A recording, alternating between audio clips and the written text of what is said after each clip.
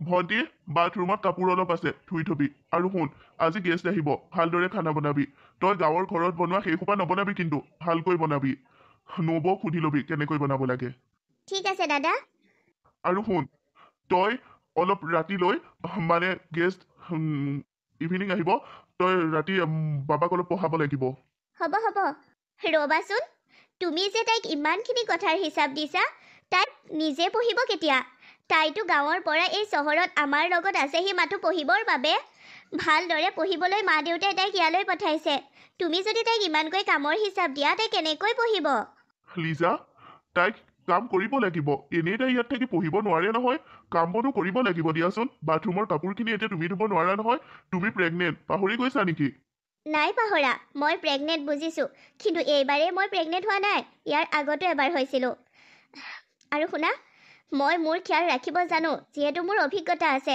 তুমি ভণ্টিক এইদৰে কামৰ হিচাপ দি থাকিলে তাই পঢ়িব কোন সময়ত আৰু গেছত থিয়হি বনাবৰ বাবে মই ভাতখিনি বনাবলৈ সাজু আছোঁ নহয় তুমি ভণ্টিক কিয় কৈছা নালাগে নালাগে তুমি একো কাম কৰিব নালাগে তুমি ৰেষ্টত থাকা তাই ইয়াত পঢ়াৰ লগতে ঘৰৰ কাম কৰিবৰ বাবেও মই তাইক আনিছিলোঁ ঘৰৰ কাম কৰা মানুহজনী ইমান দিন ছুটি থাকিব বুলি মইতো ভবা নাছিলোঁ কিন্তু তুমি এয়া ভুল কৰিছা বৌ একো নহয় দিয়া মই ঘৰৰ কামো কৰিম পঢ়িমো তুমি ক'লেই নহয় নহয় জোনমণি শুনা জোন তোমাক এইখন ঘৰত পঢ়িবৰ বাবে আনিছোঁ যদি তুমি ইয়াত ঘৰৰ কাম বনবোৰে কৰা পঢ়িবা কোন সময়ত তোমাৰ দাদাই কিয় নাজানো তোমাক ইমান কামত ব্যস্ত কৰিব বিচাৰিছে শুনা অভিজিত মই জোনমণিক ইয়াত ইমান কাম কৰিবলৈ দিব নোৱাৰোঁ তাই পঢ়া শুনাৰ কথা আছে আৰু তোমাৰ কোন আলহী আহিব তেখেতসকলৰ বাবে ময়ে ৰান্ধিম লিজা মই তোমাক কৈছোঁ যে তুমি কাম কৰিব নালাগে তুমি কাম কৰিবলৈ ল'লে গৰ্ভত থকা মোৰ সন্তানটোৰ যদি কিবা অপকাৰ হয় নহয় মই কাকো ক্ষমা নকৰিম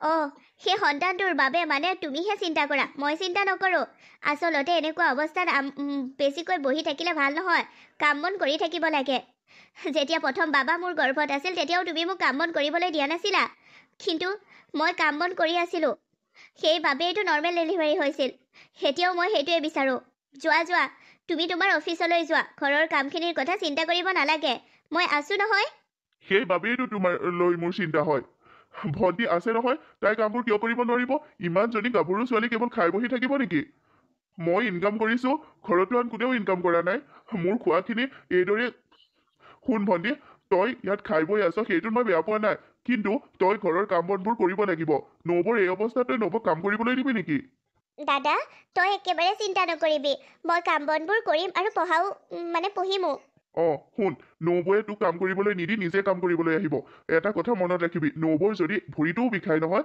তাৰ বাবে জগৰীয়া তই হবি একো কৰিবলৈ দিব নোৱাৰিবি নবৌক দাদা তই একোৱেই চিন্তা নকৰিবি মই নবৌক একো কাম কৰিবলৈ নিদিওঁ ঠিক আছে লিজা মোৰ কথা মনত ৰাখিবা মই অফিচ যাওঁ মোৰ কথা মনত ৰাখিবা নবৌ তুমিনো মিছাতে দাদাৰ লগত কিয় তৰ্ক কৰিছা মই কাম বনবোৰ কৰি পঢ়িব পাৰিম নহয় ভণ্টি মই প্ৰেগনেণ্টহে হৈছোঁ বেমাৰটো হোৱা নাই মোৰ ঘৰৰ দুই এখন কাম মই কিয় কৰিব নোৱাৰিম পাৰিম নহয় তুমি পঢ়াত গুৰুত্ব দিয়া আলহীৰ বাবে ভাত ময়ে ৰান্ধিম নাই দাদাই মানা কৰি থৈ যোৱাৰ পিছত মই তোমাক কাম কৰিবলৈ দিব নোৱাৰোঁ নবৌ আৰে ভণ্টি তোমাৰ দাদাই গমেই নাপাব যে মই ৰান্ধিছোঁ নে তুমি ৰান্ধিছা তোমাৰ দাদাক নকলেই হ'ল কিন্তু এয়া বেয়া কথা হ'ব তোমাৰ যদি কিবা এটা গা বেয়া হয় মোক দাদাই সুধি নেৰিব ভণ্টি তুমি দাদালৈ ইমান ভয় কৰা হাৰে তোমাৰ নবৌয়ে কৈছোঁ মোৰ কথা এটাতো শুনা কিন্তু কোনো কিন্তু নাই নবৌ মই আপোনাক সকলোবোৰ যোগাৰ কৰি দিম আপুনি থিয়হি এনেই গেছত ৰান্ধিলেই হ'ব ঠিক আছে এতিয়া যোৱা তুমি অলপ পঢ়ি লোৱাগৈ ৰ'বা দাদাৰ কাপোৰখিনি ধুবলৈ আছে নহয় সেইখিনি ধুই লওঁ সেইখিনি মই মেচিনতে দি দিম দিয়া নালাগে তুমি আকৌ হাতেৰে ধুব মেচিনত ধুই ইস্ত্ৰি কৰি থ'ম দাদাই গমেই নাপাব হাতেৰে ধোৱা নে মেচিনত ধোৱা কিন্তু ইমানবোৰ ফাঁকি দিয়াটো ভাল হ'ব জানো বৌ তুমি সকলোবোৰ মোৰ ওপৰত এৰি দিয়া যোৱা এতিয়া তোমাৰ দাদাক দুই এটা ফাঁকি দিবও লাগিব কাৰণ দাদাৰ জোখেৰে পৰিব বৌ যোৱা পঢ়িবলৈ যোৱা ভালকৈ পঢ়া ঠিক আছে বৌ ছোৱালীজনীক ঘৰখনলৈ পঢ়ুৱাবলৈ আনি ইয়াত ইমানবোৰ কামত লগালে তাই পঢ়িব কোন সময়ত বাৰু নিজৰ ভনীয়েকজনীৰ প্ৰতিও অলপো মৰম নাইনে সেনেকুৱা এজন মানুহৰ লগতে মই সংসাৰ পাতি আছোনে যিজন মানুহে নিজৰ ভনীয়েকজনীকো মৰম কৰিব নাজানে নাজানো আৰু দেই এই মানুহজনৰ হৃদয়খন কি নিজৰ আহিবলগীয়া সন্তানৰ কথা ভাবি ইমানেই এক্সাইটেড হৈ আছে যে নিজৰ ভনীয়েকৰ লগত কি ব্যৱহাৰ কৰিছে সেইটো এবাৰ ভাবি চোৱা নাই। মোৰ নিজৰ দাদায়ে মোক বুজি নাপায়, কিন্তু নবৌজনী ইমান ভাল, মোক ইমান মৰম কৰে। হয়, মই বৰ মৰমৰ নবৌ এজনী পাইছোঁ। মোৰ কপাল ভাল যে এনেকুৱা এজনী নবৌ পাইছোঁ মই। কিছুমান নবৌয়েকে নন্দেকক বৰ অত্যাচাৰ কৰে আৰু নন্দেকেও নবৌয়েকক, কিন্তু মোৰ নবৌ আৰু মোৰ মাজৰ সম্পৰ্কটো বাই ভনীৰ দৰে। মোক নবৌয়ে ইমান মৰম কৰে যেন মোৰ বৌ নহয়, ডাঙৰ বাইদেউহে। আৰু ময়ো নবৌক বহুত মৰম দিম। নবৌক কোনোদিন মই নবৌৰ ননন বুলি ভাবিবলৈ নিদিওঁ। মোৰ কপাল যে মই এনেকুৱা এগৰাকী মানুহক মোৰ নবৌ হিচাপে পাইছোঁ। নবৌয়ে মোক পঢ়িবলৈ পঠাইছে, পঢ়োঁ। নবৌৰ বাবেই মই ভালদৰে পঢ়িব লাগিব, ভাল ৰিজাল্ট কৰিব লাগিব। মা দেউতাৰ সপোন, আশা, হেঁপাহ সকলোবোৰ বুকুত বান্ধি চহৰৰ দাদাৰ ঘৰত থাকি MA পঢ়িবলৈ আহিছোঁ। ইয়াত যদি পঢ়াত মোৰ কিবা গণ্ডগোল হয়, মা দেউতায়ো বেয়া পাব। দাদায়েতো মোৰ পঢ়াৰ ইমানবোৰ খৰচ লৈছে। হয়, মই ভালদৰে পঢ়িব লাগিব। নবৌয়ে ঠিকেই কৈছে। লিজা, কালি আলহীৰ বাবে বনোৱা সকলোখিনি তুমি বনাইছিলা নে ভণ্টিয়ে? কিয় সুধিলা? মই টেষ্টটো ভণ্টিয়ে বনোৱাৰ যেন নাপালোঁ, সেইবাবে সুধিলোঁ। মিছা কথা নকওঁ, ময়েই ৰান্ধিছিলোঁ। তুমি ৰান্ধিছিলা? মই তোমাক মানা কৰিছিলোঁ নাই যে তুমি নাৰান্ধিবা? মোৰ কথা কিয় নাই শুনা? মোৰ আহিবলগীয়া সন্তানৰ লগত একো খেলিমেলি নকৰিবা কিন্তু। এটা সন্তান আছেই তোমাৰ লগত, আৰু আহিব লগা সন্তানৰ বাবে ইমানেই এক্সাইটেড হৈ আছা যে তুমি নিজৰ আপোন মানুহবোৰৰ লগত কেনেকুৱা ব্যৱহাৰ কৰিছা সেইটোও এবাৰ ভাবি চোৱা নাই। লিজা, মোৰ ঢেৰ টকা আছে। সেইখিনি টকা এটা সন্তানৰ বাবেই নহয়, আৰু এটা সন্তান লাগিব। তুমি কিয় ভবা নাই আমাৰ সন্তানৰ আমাৰ মৃত্যুৰ পিছত লগৰীয়া কোন হ'ব? শুনা, এই আহিবলগীয়া সন্তানটোও মই সিমানেই যতন ল'ম যিমান মই বাবাক লৈছোঁ। তুমি এইবোৰ একো গণ্ডগোল নকৰিবা। তুমি ঘৰৰ একো কাম কৰিব নালাগে। তুমি খাবা, ৰেষ্ট ল'বা, বছ সিমানেই তোমাৰ কাম। হ, যেতিয়া তোমাক মায়ে জন্ম দিছিল তেতিয়া মায়ে ৰেষ্ট লৈ আছিল চাগে। যেতিয়া তুমি তোমাৰ মাৰ গৰ্ভত আছিলা, মায়ে ঘৰৰ সমস্ত কাম কৰি পথাৰৰো কাম কৰিছিল। তাৰ পিছতহে তোমাক যতন ল'বৰ বাবে কিবা এটা খাবলৈ সময় পাইছিল। তুমিতো সুস্থ সবল, এতিয়ালৈকে তোমাৰ একো বেমাৰ নাই, ঠিকেই আছা। তুমি কি ক'ব বিচাৰিছা? আগৰ দিনৰবোৰৰ দৰে এতিয়া নহয় নহয়? হয়, আগৰ দিনৰ দৰে সকলোবোৰ একেই আছে, মাথো টকা আৰু আধুনিকতাই মানুহৰ মনবোৰ সলনি কৰি পেলাইছে।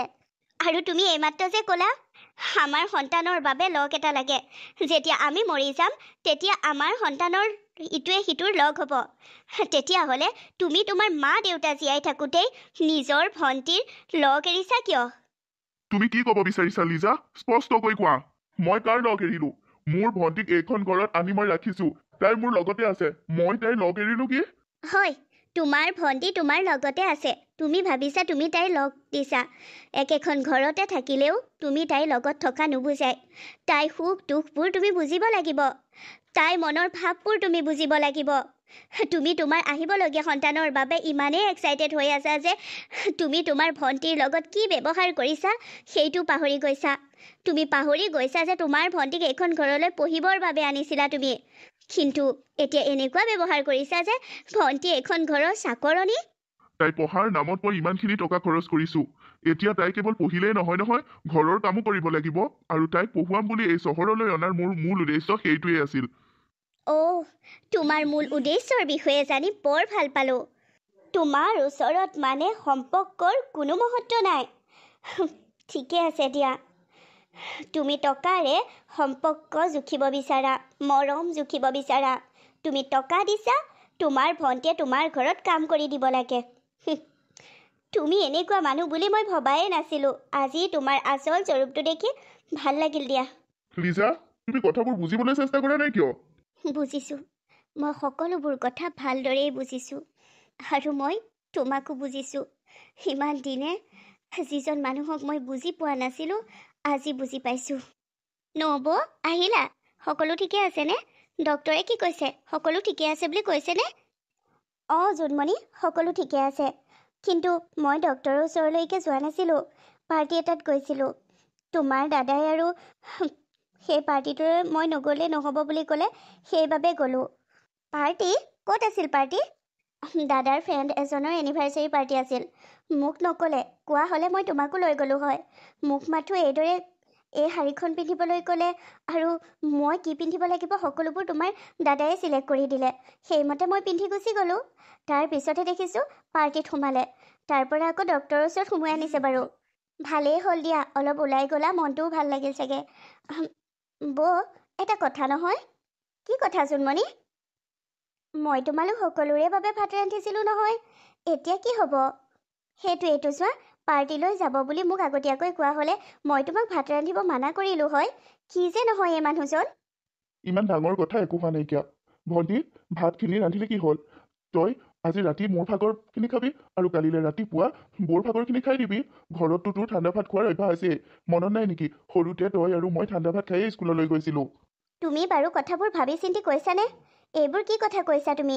আজি ৰাতিও তাই ঠাণ্ডাৰ ভাত খাব, কালিলৈ ৰাতিপুৱাও। সঁচাকৈ দেই, তুমি এনেকুৱা কথা নিজৰ ভণ্টিজনীক ক'বলৈ লাজ পাব লাগিছিল। বৌ, দাদাই একো বেয়া কথা কোৱা নাই দিয়া। একো নহয়, মই খাব পাৰিম। ঘৰততো ঠাণ্ডা ভাত খাওঁৱেই, একো ডাঙৰ কথা নহয় নহয়। নালাগে জোন, যদি তুমি খাব পাৰা ময়ো খাব পাৰিম। দুয়োজনীয়ে ভগাই খাম। লিজা, তুমি কি কৈছা? তুমি ঠাণ্ডা ভাত খাবা এই অৱস্থাত? নহ'ব। আৰু তুমি? তেন্তে তুমিতো পাৰিবা খাব। মই নোৱাৰোঁ বাৰু, মই প্ৰেগনেণ্ট হৈ আছোঁ বাবে। কিন্তু তোমাৰ ভণ্টিয়ে যদি খাব পাৰে তুমিও খাব পাৰিবা। মই কিয় ঠাণ্ডা ভাত খাম? ইমানবোৰ টকা ঘটি আছোঁ মই, ঠাণ্ডা ভাত খাম নেকি মই? যোনেও ইমানবোৰ কাম কৰি আছে তাইকো মই ঠাণ্ডা ভাত খাবলৈ নিদিওঁ। অ' বৌ, মোৰ পেটটো বৰকৈ বিষাইছে। লিজা! বৌ, কি হৈছে তোমাৰ? লিজা! কিয় নাজানো, মোৰ পেটটো বৰকৈ বিষাইছে। দাদা, নবৌক এতিয়াই তই হস্পিটেললৈ লৈ যা। চুপ থাক তই। তইয়ে খোৱা বস্তুত চাগে ৰাতিপুৱা কিবা মিহলাই দিছিলি। ৰাতিপুৱা চাগে তই ৰাতিপুৱা কি খাবলৈ দিছিলি নবৌক? ৰাতিপুৱা বৌয়ে একো খোৱা নাই, মই দিয়া একো খোৱা নাই। এনেই তাইক গালি নাপাৰিবা। ৰাতিপুৱা কেৱল মই ফ্ৰুইটছ খাইছিলোঁ, তাকো নিজে লৈ। তাই একো দিয়া নাছিল মোক খাবলৈ। বৰকৈ পেটটো বিষাইছে, মোক লৈ যোৱা ক'ৰবাত। দাদা, নবৌক ধৰ তই। মই গাড়ী উলিয়াইছোঁ, তই নবৌক ধৰ। হ'ব। লিজা, আমি আমাৰ সন্তানটো হেৰুৱাই পেলালোঁ লিজা। লিজা, সেই পাৰ্টিত খোৱা কেকটোৱেই কলি হ'ল। কেকত দিয়া কিছুমান বস্তুৰ বাবে আজি আমি আমাৰ সন্তানটো হেৰুৱাই পেলালোঁ। তুমি কেক নাখাওঁ বুলি ক'লতো মই তোমাক বলেৰে খুৱাইছিলোঁ। আৰু চোৱা, মই কৈছিলোৱেই সেইটো কেক মই নাখাওঁ। সেই কেকটোত আনাৰস দিয়া আছে। ফ্ৰুইটছ কেক আছিল, আনাৰস। সেনেকুৱা অৱস্থাত খালে বেয়া। কিন্তু তুমি মোৰ কথা নুশুনিলা, মোক খাবলৈ জোৰ কৰিলা। আৰু চোৱা, আমি আজি আমাৰ সন্তানেই হেৰুৱাই পেলালোঁ। আজি তোমাৰ ভুলৰ বাবে আমি আমাৰ সন্তান হেৰুৱালোঁ। তুমি এতিয়া কিবা উপলব্ধি কৰিব পাৰিছানে? উপলব্ধি? কিহৰ উপলব্ধি কৰাৰ কথা কৈছা লিজা? এয়া তোমাৰ কৰ্মৰ ফল। তুমি মোৰ গৰ্ভত থকা সন্তানটোৰ বাবে ইমানেই এক্সাইটেড হৈ আছিলা যে তুমি তোমাৰ সম্পৰ্কবোৰ সকলো ভৰিৰ তলত ৰাখিছিলা। মোৰ গৰ্ভত থকা সন্তানটোৰ বাবে তুমি তোমাৰ ভণ্টিৰ লগত বহুত বেয়া ব্যৱহাৰ কৰিছিলা। সেই সন্তানটি ভালে থাকিবলৈ মোক তোমাৰ ভণ্টিয়ে প্ৰতিপাল কৰিবলৈকে তুমি ভণ্টিৰ লগত নিজ ব্যৱহাৰ কৰিছিলা। সেয়া চোৱা, এই সন্তানেই নাথাকিল, যি সন্তানৰ বাবে তুমি তোমাৰ তেজৰ সম্পৰ্ক একেজনী মাৰ নিজৰ ভণ্টিক তুমি এনেকুৱা ব্যৱহাৰ কৰিলা। আজি ভগৱানে সেই সন্তানকেই তোমাৰ পৰা লৈ গুচি গ'ল। তুমি তোমাৰ ভুলৰ উপলব্ধি কৰিব পাৰিছানে?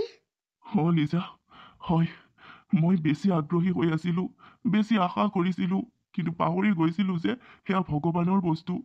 ভগৱানে দিব বিচাৰিলে দিব আৰু নিব বিচাৰিলে নিব। মোক ক্ষমা কৰি দিয়া লিজা। আজি মোৰ বাবেই তুমিও মোক ক্ষমা বিচৰাতকৈ তুমি জোনমণিক ক্ষমা বিচৰা, তোমাৰ ভণ্টিক। জোন, পাৰিবিনে তই তোৰ দাদাক ক্ষমা কৰি দিব? দাদা, তই কিয় মোক ক্ষমা বিচাৰিছ? তোৰ সেইখিনি অধিকাৰ, মোক দম দি কাম কৰাব পৰা। নহয় মোৰ অধিকাৰতকৈও মই তোৰ লগত বেয়া ব্যৱহাৰ কৰিলোঁ। তই মোৰ নিজৰ ভণ্টি, কিন্তু তোক মোৰ ঘৰত মই চাকৰণিৰ দৰে ব্যৱহাৰ কৰিলোঁ। মোক ক্ষমা কৰি দে ভণ্টি। তোৰ কথাবোৰে মোৰ মনত আঘাত দিছিল সঁচা, কিন্তু দাদা, মই তোক বেয়া পাই থকা নাই। আৰু চাচোন, মোৰ লগত তোৰ লগত আমাৰ লিজা নবৌ আছে। যিখন ঘৰত লিজা নবৌৰ নিচিনা এজনী নবৌ থাকিব, সেইখন ঘৰত সকলোবোৰ ভালেই হ'ব। আজি তহঁতৰ জীৱনলৈ দুখ আহিছে, কিন্তু ভগৱানে পুনৰ সুখ দিব। লিজা নবৌৰ নিচিনা এগৰাকী নবৌ বহুত ভাগ্যৰ বলত পাইছোঁ মই। আৰু তোৰো সৌভাগ্য যে দাদা, তই এনেকুৱা এজনী পত্নী পাইছ, যি তোক তোৰ মা দেউতাৰ পৰা আঁতৰাই নহয়, মা দেউতাৰ লগত ৰাখিব বিচাৰে। হয়, মই বহুত ভাগ্যৰ বলত লিজাক মোৰ পত্নী হিচাপে পাইছোঁ আৰু তোক মোৰ ভণ্টি হিচাপে। মই ইমানখিনি বেয়া ব্যৱহাৰ কৰিলতো তই কোনোদিন মোক উত্তৰ দিয়া নাছিলি। কোনোদিন তই মোৰ বিষয়ে মা দেউতাক অভিযোগ কৰা নাছিলি, আপত্তি দিয়া নাছিলি। কোনোদিন তই মোক বেয়া পোৱা নাছিলি। ক্ষমা কৰ মোক অ' ভণ্টি। তোক মই ক্ষমা কৰি দিবলৈ বেয়াই পোৱা নাই অ' দাদা। মোৰ মৰমৰ নবৌজনী, আজি তোৰ বৰ প্ৰয়োজন। তই নবৌৰ ওচৰত থাক। মই তোৰ আৰু নবৌৰ বাবে কিবা এটা ঘৰত বনাই আনো। নবৌ আজি যাব নোৱাৰিব বুলি কৈছে ডক্তৰে। লিজা আজি ইয়াতে থাকিব লাগিব। ময়ো থাকিম। যা ভণ্টি, তই কিবা বনাই আন আৰু বাবাৰো ধ্যান ৰাখিবি। তই সেইবোৰ চিন্তা নকৰিবি দাদা। নবৌ, মই আহিছোঁগৈ। ঠিক আছে ভণ্টি। আজি মোৰ মনটো দুখ যদিও সুখো পাইছোঁ। এটা দুখ যে মোৰ আহিবলগীয়া সন্তানক হেৰুৱালোঁ, কিন্তু সুখ পাইছোঁ যে মোৰ মানুহজনে মানে তোমাৰ দাদাই নিজৰ ভুলবোৰ উপলব্ধি কৰিব পাৰিলে। হয়তো ভগৱানে এয়া উপলব্ধি কৰাইছে। আজি মই বৰ সুখীও, বৰ দুখীও। দুখ নকৰিবা, ভগৱানে আমাৰ জীৱনলৈ পুনৰ সুখ দিব। তুমি ঠিকেই কৈছা।